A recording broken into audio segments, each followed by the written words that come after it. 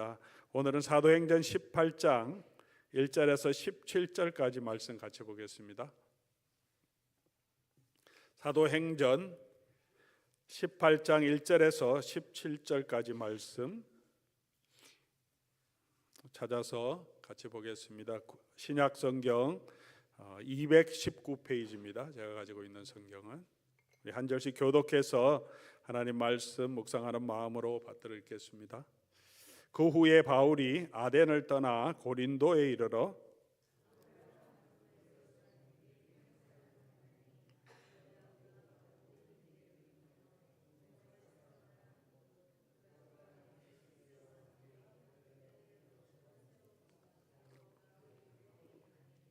생업이 같음으로 함께 살며 일을 하니 그 생업은 천막을 만드는 것이더라.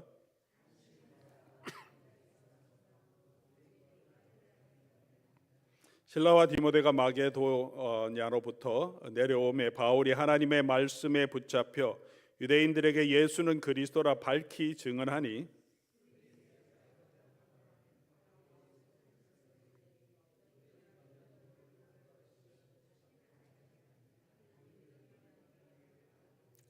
거기서 옮겨 하나님을 경외하는 디도 유스도라 하는 사람의 집에 들어가니 그 집은 회당 옆이라.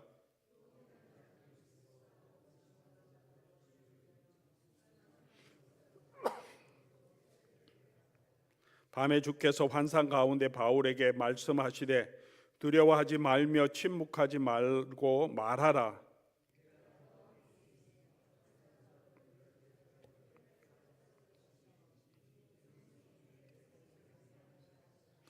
(1년 6개월을) 머물며 그들 가운데서 하나님의 말씀을 가르치니라.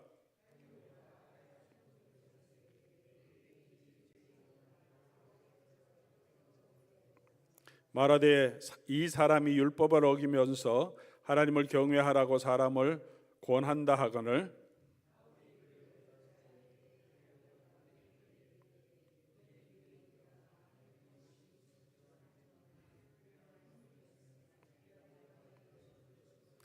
만일 문제가 언어와 명칭과 너희 법에 관한 것이면 너희가 스스로 처리하라. 나는 이러한 일에 재판장 되기를 원하지 아니하노라 하고. 같이 읽겠습니다. 모든 사람이 회당장 소스데네를 잡아 법정 앞에 대리되 갈리오가 이 일을 상관하지 아니하니라. 아멘. 우리가 계속해서 사도 바울의 2차 선교 여행의 여정을 우리가 살펴보았습니다. 보고 있습니다. 마케도니아로 넘어가서 우리 빌립보, 데살로니가, 그 다음에 베레아를 지나서 아덴에 갔던 것들을 우리가 살펴보았고요. 한국에 다녀오면서 2주 동안 저희가 잠시 쉬다가 다시 이제 고린도의 여정 선교 사역을 함께 살펴보려고 합니다.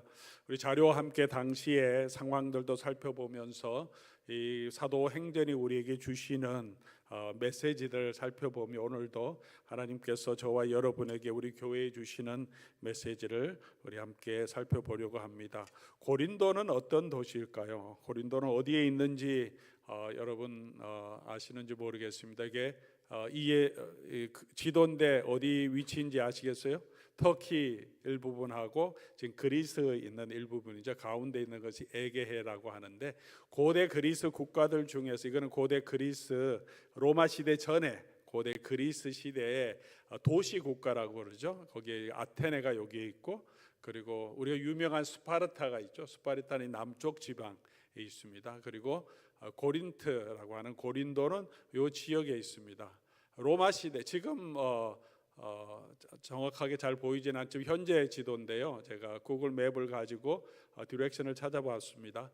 아테네에서 고린도까지 고속도로가 있는데 쭉 가면 한 80에서 90km 조금 되지 않고 90km 좀 되지 않고 차로 가면은 한 1시간 정도 거리에 고린도가 위치하고 있습니다. 이 고린도는 그리스 본도와 그 옆에 이뜨무스라고 해서 고린도 지협 얇게 이렇게 연결된 육지 연결고리죠. 육지로. 그리고 그 밑에 있는 것이 펠로폰네소스 반도라고 하는데 이 지역으로 연결하는 요 길목에 고린도가 위치하고 있습니다. 이 위에는 이제 걸프 오브 고린도, 그래서 고린도만과 밑에는 사로닉 걸프라고 사로닉 걸프만 하고 그 사이를 넘어가는 위치에 고린도가 위치하고 있습니다. 조금 더 크게 보면 항해를 주로 옛날에는 했는데, 항해를 해서 이 그리스의 서쪽 편 해안이나 그리고 돌아서 이탈리아로 가려고 하면 이 펠로폰네소스 반도 전체를 돌아가야 되는데, 그렇게 가려고 하면 먼 길이기 때문에 고린도 운하라고 표시된 부분이 있죠. 거기에 그 부분을 건너가면 항해하는 길을 굉장히 짧게 갈 수 있고 시간을 절약할 수 있기 때문에 그대로부터 이제 고린도 운하라고, 저기에 운하를 로마 시대에도 파려고 했습니다. 그래서 지금 여기 가운데 줄이 나와 있는 까만색 줄은 지금은 고린도 운하가 파져 있는데, 로마 시대에 이곳을 파려고 하다가 다 파지 못하고 놔뒀던 것을 지금 있는 고린도 운하는 19세기 말에 다 판 겁니다. 옛날에는 그렇게 운하가 없어서 여기에 보면 여기 디올코스라고 그래서 운하 옆에 이렇게 넘어가는 길이 있는데, 배를 육지로 끌어올려서 끌고 수레를 달고 끌어서 반대편으로 건너가게 합니다. 물론 배를 끌어올려서 반대편으로 육지에서 건너가게 하는 것은 굉장한 일이긴 하지만, 한 350km 넘는 이 해변을 항해를 해서 돌아가는 것보다는 훨씬 시간을 절약할 수 있고 비용을 절약할 수 있기 때문에 그렇게 했습니다. 그래서 이런 교통의 중심지였기 때문에 고린도가 이 당시에 굉장히 발전했습니다. 아테네는 오랫동안 그리스 지역의 사상적인 중심지고 중심 역할을 했지만 로마 시대에는 그렇게 큰 도시는 아니었습니다. 그러나 고린도는 로마 시대에 와서, 그 전에 무너졌다가 로마 시대에 와서 시저라고 여러분 아실 텐데, 시저 시대에 BC 한 40년경에 새롭게 건설했어요. 그래서 새롭게 건설했는데 이 당시에 한 70만 명 정도가 사는 굉장히 이 로마 지역에서, 특별히 그리스 지역에서는 가장 큰 도시고, 새롭게 건설되었기 때문에 예수님 당시가 한 바울이 있었는 데가 기원 후 한 지금 50년 정도 되니까 한 100여 년 정도 된 도시니까, 여기에 있는 사람들은 원래 고린도 주민도 있지만 외부에서 온 많은 사람들이 이곳에 와서 굉장히 번성하는, 옛날에 이제 19세기 말 되면 맨하탄이 엄청나게 번성하고 또 20세기 초에 모든 또 세계 경제의 중심지로 부상하고 온 이민자들이 뉴욕에 다 몰려와서 큰 도시를 이루었듯이 막 분위기가 그런 비슷한 분위기로 거의 새롭게 온 많은 사람들이 수십만 명이 함께 모여 사는 그런 중심 도시였습니다. 교통이 아주 좋고 또 기후도 굉장히 온화한 지역이기 때문에 그렇습니다. 항공사진을 보면 지금 줄이 가운데 쭉 있는 것이 지금은 고린도 운하가 뚫려져 있는데, 그 옆으로 옛날엔 디올코스라 그래서 배를 옮기는 것들은 그리스 시대부터 그렇게 이곳은 배를 육지로 끌어올려서 갔고요. 이런 식으로 배를 묶어서 이렇게 육지로 건너갑니다. 지금 현재 남아있는 디올코스의 바다로 들어가는 곳입니다. 배를 끌어갔던 그 돌이 수레 자국이 저렇게 나와 있고 길이 이렇게 쭉 나서 이곳으로 배를 이렇게 끌고 갔던 곳입니다. 이거는 이제 고린도, 고대 로마 시대의 고린도를 복원한 지역입니다. 가운데 있는 것이 아폴로 신전이고 그 위에 공터가 있는 것이 사도 바울이 이곳에서 천막 장사를 했던 광장이며 아고라 시장입니다. 조금 더 살펴보면 복원도죠. 저 뒤에 있는 것이 아폴로 신전이고, 그 당시에 건물이 원래부터 있었다 하면, 그리고 채색을 해서 사람들이 옷을 보면 이런 화려한 도시였습니다. 로마에 버금갈 정도로 굉장히 화려한 도시, 작은 도시가 결코 아니었습니다. 고린도 전체를 위에서 항공 사진으로 보면 지금 여기가 이제 아폴로 신전이고 여기가 광장이고 저 밑에 있는 게 고린도 항입니다. 그래서 아폴로 신전 옆에 있는 그 길을 따라서, 대로를 따라서 쫙 내려가면 고린도 항이 있고, 그곳에서 물건을 가지고 고린도에 오고, 아까 보여줬던 디올코스라고 하는 곳은 오른쪽에 있습니다. 지금 화살표 있는 쪽에서 쭉 내려다 보이면 현재 여기가 이제 티에르가 있던 고대 극장이 있던 자리인데 저 밑에 보이는 게 고린도만이고 정확하게 바로 밑으로 가면 옛날에 저기가 고린도 항이 바로 저곳에 있었던 곳입니다. 지금 현재 이제 고린도에 폐허된 모습이죠. 아폴로 신전, 아까 있었던 아폴로 신전의 그 기둥만 7개 지금 남아 있고요. 뒤에 있는 큰 산이 한 600m 정도 되는데 아크로코린트라 그래서 저 산 위에 아프로디테의 신전이 여신전이 있었습니다.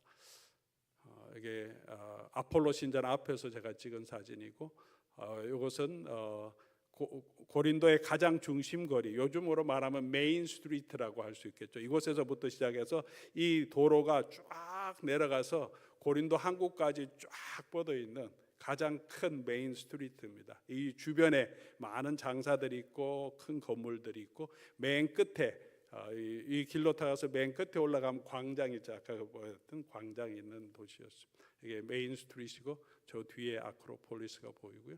광장 안에 바울이 오늘도 재판을 받으러 끌려갑니다. 갈리오가 총독되었을 때 유대인이 소동을 일으켜서 그 전까지는 크게 소동을 해도 큰 총독이 큰 반응을 하지 않았기 때문에 새로운 총독이 부임하자 유대인들이 그동안 성가셨던 이 바울을 새로운 총독에게 압력을 넣어서 이 바울을 어떻게 또 교회를 어떻게 해보려고 소동을 일으켜서 갈리오에게 끌고 갔는데, 갈리오가 너네 종교적인 문제면 나는 상관하지 않겠다 그렇게 해서 내버려둬서 복음을 자유롭게 전할 수 있는 아주 중요한 판례가 이 갈리오의 재판을 통해서 시작되어서 이후로는 복음을 자유롭게 전할 수 있어 유대인에게 조금 덜 핍박을 받고 자유롭게 전할 수 있는 판례가 생긴 아주 중요한 복음 전도의 아주 중요한 계기가 되는 내용을 여기서 기록해 놓고 있습니다. 나중에 네로 시대 들어가면서 로마 제국 자체가 기독교를 박해하는 그때가 되기 전까지는 갈리오의 판결 이후에는 유대인들이 더 이상 공식적으로 소동을 일으켜서 로마 법정에 기독교인을 고소할 수 없도록 판례가 생긴 건데, 어디서 판결하냐 하면 바로 요 앞에 뒤가 시청 관청이 있고 여기가 이제 재판하는 재판곳인데, 요 앞에 가면 비만하고 이렇게 표지판이 붙어 있습니다. 밑에서 재판장이 앉아서 나중에 재판에 대한 판결을 선포했던 거. 우리가 이제 시간을 거슬러 올라가면 바울이 저기에 끌려왔고 저곳에서 저 옆에서 아고라에서 장사도 했었고 저곳에서 복음도 전했고 그렇게 했던 바울의 복음 전도의 현장이 저곳에 있습니다. 이것은 이제 뒤에 있던 아크로 코린트라고 하는 그 언덕 위에 올라가면 저렇게 포트가 됐습니다. 옛날부터 언덕 위기 때문에 전쟁을 대비하기 위해서 포트가 있고, 이 아크로 코린트 맨 위에 올라가면 아프로디테의 신전이 있습니다. 이 신전에 여사제가 1000명이 넘는 정도로 여러 지역에서 노예로 잡아왔던 또 자기가 원해서 왔던 많은 여사제들이 이곳에 있고, 아프로디테는 이제 비너스라고 나중에 로마 시대에는 로마 사람들은 말하는데 미의 여신입니다. 이곳에 있던 사람들이 여사제들이 제사에도 들어가지만 제사 후에 이분들이 템포 프로스티튜스라 그러는데 신전 창녀처럼 이분들이 많은 성적인 관계를 하는 그런 일들을 해서, 고린도는 굉장히 상업적으로 번성한 도시, 그래서 사람들이 아주 부에 이렇게 빠져 있는 도시와 함께 또 굉장히 향락적으로 빠져 있는 도시였던 것을 여러 가지 자료를 통해서 우리가 잘 알 수 있습니다. 그래서 이 당시에 있는 여러 가지 문서를 보면 고린도인처럼 행동하다 그런 말들이 있습니다. 그래서 고린도인처럼 행동하다는 말은 성관계를, 창녀와 성관계를 맺다, 고린도인이다라고 말할 때는 어떤 창녀를 얘기할 때, 몸을 파는 여인을 얘기할 때, 프로스티튜션 하는 여인을 얘기할 때 여는 고린도 여인이다 이렇게 표현할 정도로 고린도는 그렇게 세속적인 문화에 많이 또 성적인 타락한 그 향락 문화가 굉장히 번성한 곳입니다.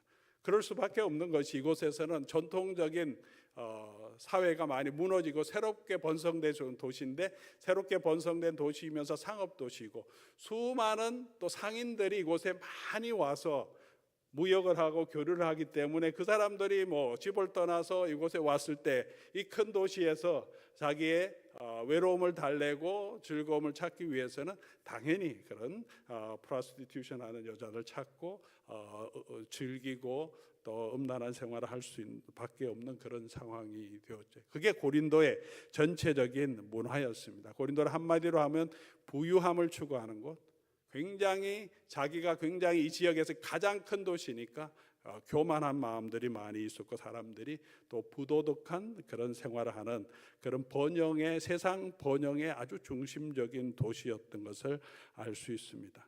이 고린도에서 사도 바울이 핵심적으로 전한 메시지가 뭐냐? 오늘도 사도 바울이 오늘 본문에도 유대인의 회당에서도 가르치고, 그리고 또 그 회당에서 쫓겨나서 또 디도 유스도의 집에서도 가르치고, 그리고 광장에서도 가르치고, 고린도서 보면 회당에서 가르치고 시장에서 가르치고 또 저녁에는 각 집을 방문하면서 복음을 전했는데, 이 부유한 도시, 이 향락에 빠진 도시에서 사도 바울이 전한 복음의 핵심이 뭐냐? 사도 바울이 이야기할 때 사도 바울은 고린도전서 1장 23절에서 24절, 우리는 십자가에 못 박힌 그리스도를 전하니 유대인에게는 거리끼는 것이고 이방인들에게는 미련한 것이로되 오직 부르심을 입은 자들에게는 유대인이나 헬라인이나 그리스도는 하나님의 능력이고 하나님의 지혜다라고 선포합니다. 이 세상 문화 가운데, 이 세상의 향락 가운데, 이 세상의 부유함 가운데서 사도 바울이 전했던 복음의 핵심은 십자가에 달려 돌아가신 예수 그리스도였습니다. 오늘 이 시대에 우리가 미국에서도 가장 부유한 곳이라고 하는 LA, 또 오렌지 카운티 남가주에 우리가 살고 있고, 뭐 헐리우드 그렇게 하면 이 당시에 고린도와 비슷한 곳이죠. 헐리우드 지역에 가면 선셋 스트리트가 있는데, 선셋 걸 하면 선셋 스트리트에서 여러 사람 오는 많은 사람들에게 자기 몸을 파는 그런 여자들을 선셋 걸이라고 합니다. 선셋 스트리트에 그렇게 후커들이 많이 있는 곳이고 유흥가도 많고 또 그런 클럽들도 많고, 그런 유흥 문화 가운데 우리가 설 수 있는, 우리가 붙들어야 할 복음은 뭐냐? 십자가에 달려 돌아가신 예수 그리스도라는 거죠.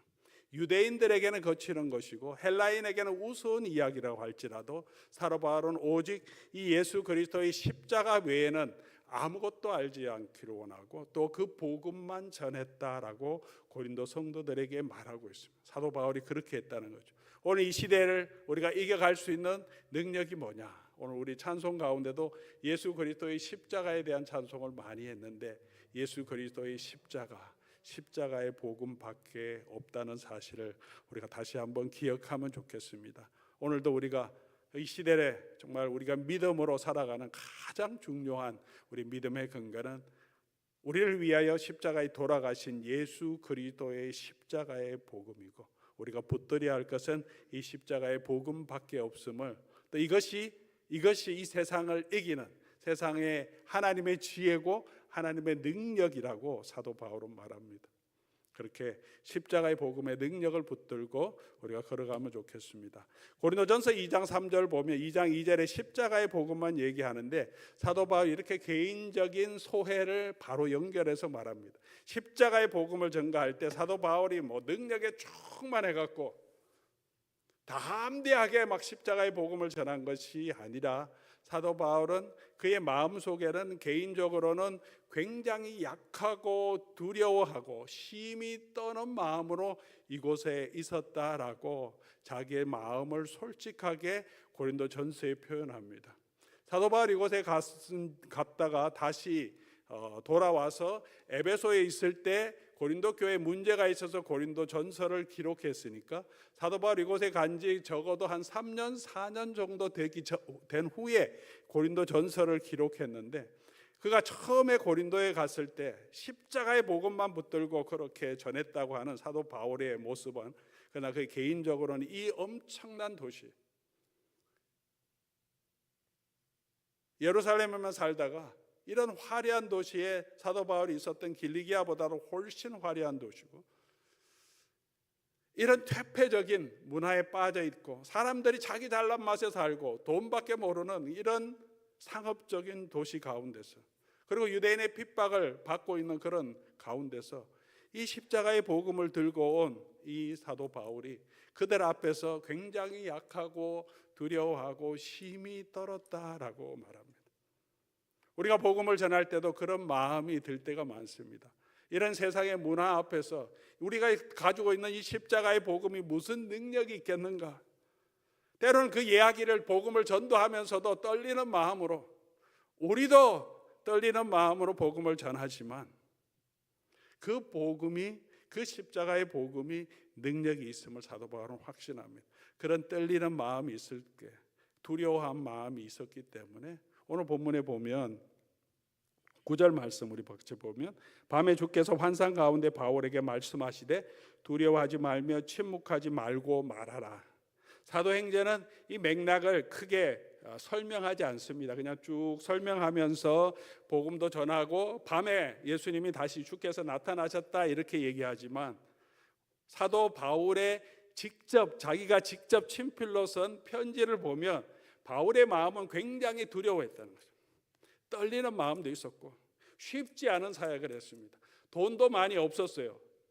여행 경비도 없어서 자기가 스스로 천막 만드는 일을 하면서 복음을 전하고, 그리고 그리스도인들인 고린도 교회 성도들이 있지만 그들에게도 부담을 주기 마음이 너무 두려워서, 혹시나 짐이 될까 봐 해서 자기가 힘들지만 계속해서 일을 하면서 또 복음을 전하고, 낮에는 일을 하고 시장에서 복음을 전하고 또 저녁에는 또 각 집을 방문하면서 복음을 전하면서 그렇게 두려워하는 마음, 세상 앞에서도 교회 앞에서도 두려운 마음이 많이 있었기 때문에 주께서 나타나셔서 사도 바울을 향하여 그 두려운 마음 하나님께서 붙들어 주시기 위해서 환상 가운데 나타나서 두려워하지 말며 침묵하지 말고 말하라. 내가 너와 함께 있으며 어떤 사람도 너를 대적하지 못하겠다 약속해 주셨습니다.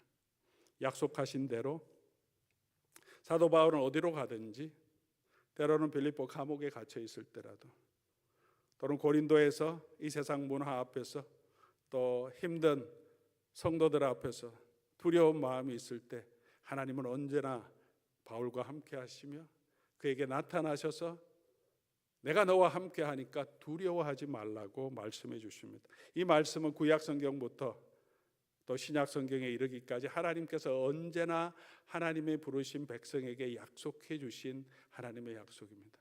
내가 너와 함께 하겠다. 아브라함에게도 동일한 약속을 주셨습니다. 너가 본토 친척 아버지 집을 떠나서 내가 내게 지시할 땅으로 가라. 아브라함 어디로 가는지 알지도 못하는 낯선 곳으로 두벅두벅 걸어가는 그 마음이 얼마나 큰 두려움이 있겠습니까? 가면 내가 어떻게 살 수 있을까? 나를 그곳에 있는 사람들이 반겨줄까? 우리 가정들 또 우리 자녀들 먹일 수 있을까 하는 두려움이 있겠지만, 걸어가는 그 가운데 하나님이 약속해 주신 것은 내가 어디로 가든지 너와 함께 하겠다. 이삭과도 야곱과도 약속해 주셨고, 오늘 우리 교회와도 우리 예수님께서는 세상 끝날까지 너희와 함께 하겠다고 약속해 주셨습니다. 오늘 우리가 이 세상을 살아가면서 이 세상의 문화 앞에, 화려함 앞에, 이 세상의 이 향락적인 이런 세속의 문화 앞에 우리가 때로는 휘둘리기도 하고 때로는 너무 두렵기도 하지만, 우리가 붙들어야 할 것은 우리와 함께 하시는 예수 그리스도시고, 그 예수 그리스도께서 우리에게 주신 십자가의 복음임을 우리가 다시 한번 기억하면서 우리가 담대하게 우리와 함께 하시는 우리 주 예수 그리스도를 우리가 의지하면서 오늘도 믿음으로 이 세상 문화 앞에서 당당하게 서갈 수 있기를 주의 이름으로 간절히 소원합니다. 또 한 가지 우리가 배울 수 있는 것은, 그렇게 사도 바울이 혼자서, 아직 디모데와 실라는 돌아오지 않고 바울이 아단에 갔다가 지금 고린도에 혼자 왔는데, 하나님께서 그가 혼자 있게 하지 않으시고 너무나 신실한 동역자를 준비해 주시고 그들이 고린도에서 사도 바울을 같이 만나서 일하게 해 주셨다는 거죠. 오늘 18장 2절 보니까, 아굴라라 하는 본도에서 난 유대인 한 사람을 만나니 글라우디오가 모든 유대인을 명하여 로마에서 떠나라고 한 고로.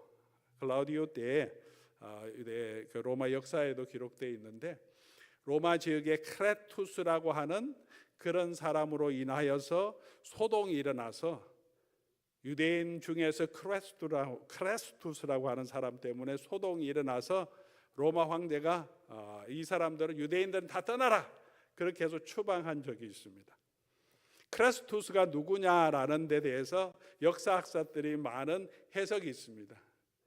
많은 사람들은 크레스투스를 그리스도라고 하는 이름을 로마인들이 잘 알지 못하고 그냥 들은 대로 기록한 것이 아닌가. 그러니까 유대인 중에서 로마에서 이미 오순절 때 로마에 있는 유대인들이 예루살렘에 왔다가 예수님의 복음을 듣고 부활의 메시지를 듣고 돌아가서 그곳에서 복음을 전하니까 유대인 중에서 어디로 가든지 항상 예수님이 그리스도라고 하는 데 대한 분쟁이 있으니까, 그런 일로 말미암아 유대인 가운데 소동이 있으니까 로마 황제가 이 친구들 다 쫓아버려야 되겠다 그러면서 쫓아버리는 거 아닌가 그렇게 해석하는 부분도 있습니다. 그렇게 해서 쫓겨왔는데 아굴라와 브리스길라는 이미 그리스도인이었고 이미 복음 안에 아주 준비된 신실한 일꾼임을 우리가 알 수 있습니다. 왜냐하면 금방 믿어서 사도 바울이 그들에게 복음을 전하고 그들이 예수를 믿었다 이런 기록이 없습니다.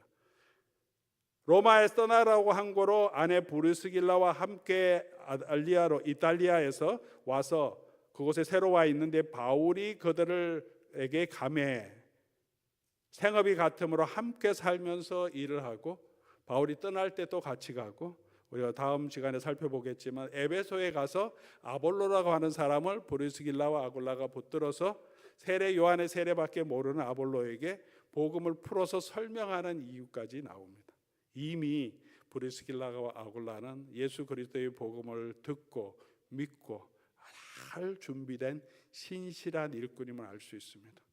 사도 바울이 이 큰 도시에서 혼자 와서 복음을 전하기에 많이 두렵고 떨리는 마음이 있었는데, 하나님께서는 미리 여러 가지 역사를 주관하신 하나님께서 이 사람들이 이탈리아 로마에서 추방당하게 하시고 마침 고린도에 와서 일하게 하시면서 바로 그때 바울을 보내주셔서 함께 만나게 하셔서 주의 복음을 함께 전할 수 있도록 하나님께서 인도해 주신 모습을 보여줍니다. 복음을 전하는 것은 우리가 혼자 할 수 있는 것은 아니겠죠. 우리 교회를 세워가는 것도 제가 혼자 할 수 있는 것도 아니고 리더가 같이 섬겨야 돼요. 좋은 동역자들이 언제나 필요합니다. 바울 옆에는 신실한 동역자 디모데와 실라와 같은 동역자도 있었지만 그분들보다도 사도 바울에게 큰 힘이 되었던 것이 바로 이 아굴라와 브리스길라와 하는 부부입니다. 이분들을 살펴보면 구체적으로 이분들에 대한 타이틀은 나오지 않는데 이후로 바울이 가는 곳곳마다 함께합니다. 에베소에서도 사역의 동반자로 같이 일합니다. 아볼로를 가르치는 일에도 참여하고, 로마서에 보면 사도 바울이 로마에게 문안하면서 브리스길라와 아굴라의 집에 있는 교회에게도 문안하라라고 얘기합니다. 다시 브리스길라와 아굴라가 로마에 다시 돌아가서 그곳에서도 자기 집에 교회를 세워서 그 교회를 이끌어가는 목회적인 역할을 감당하는 것도 볼 수 있습니다. 이 사람들은 돌아다니면서 복음을 전하기 때문에 가는 곳곳에서 성도들의 지원을 받아 사는 것이 아니라 스스로 자기 생계를 유지해 가면서 주의 복음을 위해서 교회를 위해서 사역하는 귀한 사역자였습니다. 오늘 본문에도 어비 같음으로 천막 만드는 일을 이분들이 하면서, 바울도 그렇게 일을 하는데 같이 하면서 주의 복음을 위해서 헌신했던 귀한 사람들입니다. 로마서 16장 3절 5절에서 사도 바울은 브리스길라와 아굴라를 이렇게 표현합니다. 예수 안에서 나의 동역자들 브리스길라와 아굴라 문안하라. 그리고 그들은 어떤 사람이냐면 내 목숨을 위하여 자기들의 목숨까지도 내어줄 수 있는 그런 신실한 일꾼이라고 사도 바울 이렇게 감동적인 고백을 합니다. 여러분, 이 사람들은 나를 위해서, 복음 때문에 나를 위해서 자기 생명까지도 바칠 수 있는 그런 나의 신실한 동역자입니다. 사랑하는 교우 여러분, 저와 여러분에게도 우리가 주의 일을 할 때 하나님께서 늘 우리를 혼자 두지 아니하시고 정말 필요한 동역자를 보내주신다는 사실도 우리가 기억해야 될 것이고, 또 저와 여러분이 브리스길라와 아굴라처럼 정말 신실한 일꾼으로 주의 복음을 위해서 섬기는 그런 귀한 일꾼들, 끝까지 복음을 위해서 자기를 내어주는, 스스로 일하면서도 그렇게 감당하는 그런 귀한 사역자들이 될 수 있기를 바랍니다. 고린도 교회에는 여러 다른 많은 신자들이 있었습니다. 고린도서를 보면 그곳에는 파당을 만드는 교우님들도 있었고, 자기가 받은 은사를 자랑하면서 자기가 무슨 천사의 계시를 받아서 방언을 하고 영적인 것을 안다고 하면서 사도 바울의 지도력을 폄훼하고 그를 배척하는 사람도 있었고, 음행하는 사람들도 있었습니다. 그러나 그 중에 브리스길라와 아굴라라고 하는 신실한 지도자가 있었기 때문에 사도 바울은 계속해서 복음의 능력을 가지고 이 사역을 끝까지 또 감당할 수 있지 않았을까 생각합니다. 저와 여러분들도 이렇게 브리스길라, 아굴라 같은 신실한 주님의 일꾼들로 설 수 있기를 바랍니다. 오늘 또 마지막으로 우리가 살펴볼 수 있는 것은 복음에 대한 바울의 헌신도 우리가 배울 수 있습니다. 오늘 바울이 생업이 같음을 함께 일을 하며 복음을 전했다라고 말합니다. 함께 일을 하며 복음을 전했다. 고린도전서 9장을 가서 살펴보면 고린도 성도들에게 사도 바울이 4년 후에 편지를 하면서 이렇게 그가 처음에 그곳에서 사역했던 때를 회상하면서 말합니다. 고린도전서 9장은 복음을 전하는 사람은 복음을 통해서 먹고 살 수 있는 지원을 받을 당연한 권리가 있다.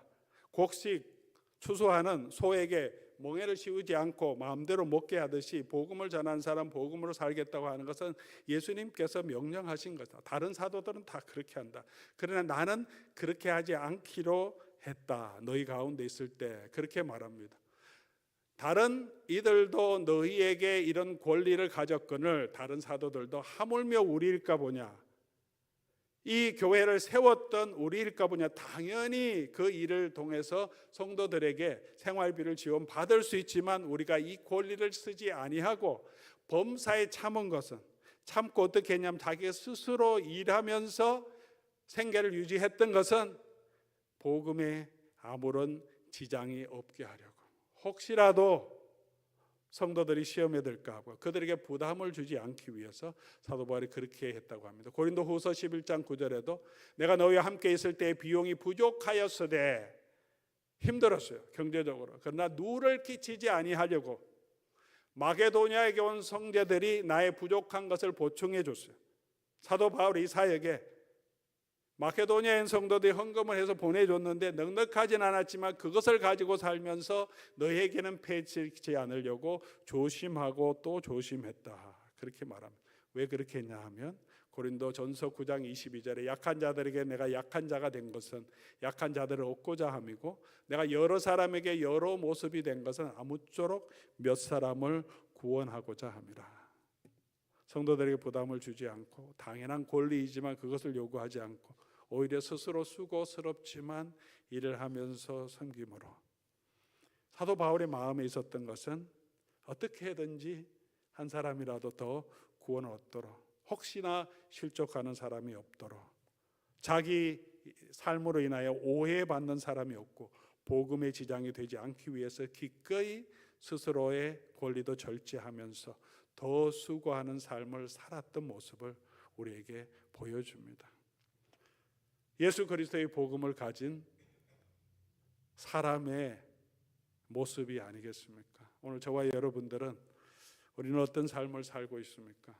우리 예수 그리스도의 복음을 위하여서, 그 복음을 전하기 위하여서 나의 권리를, 필요한 권리를 다 누리기보다 오히려 기꺼이 더 수고하고 더 섬김으로 그 복음을 전하는 그 일에 우리가 최선을 다해서 우리 자신을 내어주는 그런 예수 그리스도의 신실한 증인으로 설 수 있기를 바랍니다. 오늘 바울을 통해서 브리스길라와 아굴라의 모습을 통하여서 우리가 복음에 헌신된 귀한 사역자들을 함께 보며 또 저와 여러분들도 이런 귀한 또 복음에 헌신된 그런 삶으로 예수님의 제자로 우리가 더 서갈 수 있도록 우리가 믿음을 더 굳게 가지며 십자가의 복음 들고 우리 함께 갈 수 있기를 주의 이름으로 간절히 소원합니다.